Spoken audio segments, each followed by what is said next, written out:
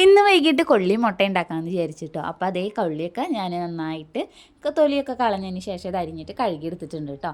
ഇനി നമുക്കിത് ഒരു കുക്കറിലേക്ക് ഇതേപോലെ നമ്മൾ അരിഞ്ഞ് വെച്ചിരിക്കുന്ന കൊള്ളി ചേർക്കാം കേട്ടോ.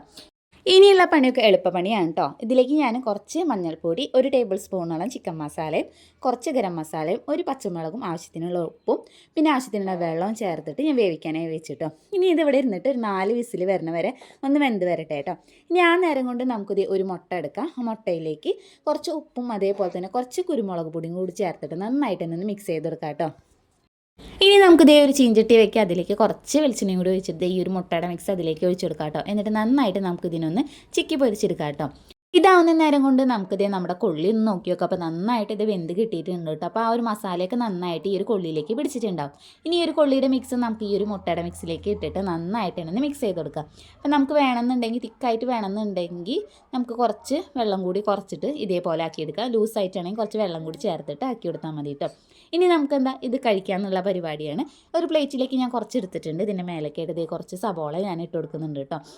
അതിൻ്റെ മേലേക്കായിട്ട് ഇതേ മല്ലിയിലയുടെ ടേസ്റ്റുള്ളൊരു ഇലയാണ് കേട്ടോ. അപ്പോൾ അത് അരിഞ്ഞ് ചേർക്കുന്നുണ്ട്. പിന്നെ കുറച്ച് ഗരം മസാലയും അതേപോലെ തന്നെ കുറച്ച് കുരുമുളക് പൊടിയും കൂടി ചേർത്തിട്ട് ഇതേ നന്നായിട്ട് സെറ്റാക്കി എടുത്തിട്ടുണ്ട്.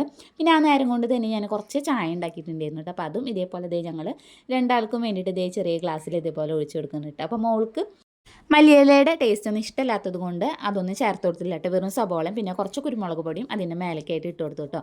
പിന്നെ ഇതേ 4 മണിയൊക്കെ ആകുമ്പോഴത്തേനും മോള് സ്കൂൾ വിട്ട് വന്നിട്ടുണ്ടായിരുന്നു. അപ്പോൾ ഞങ്ങൾ ഒരുമിച്ച് ചായ കുടിക്കാനായിട്ട് ഇരിക്കുകയാണ് കേട്ടോ.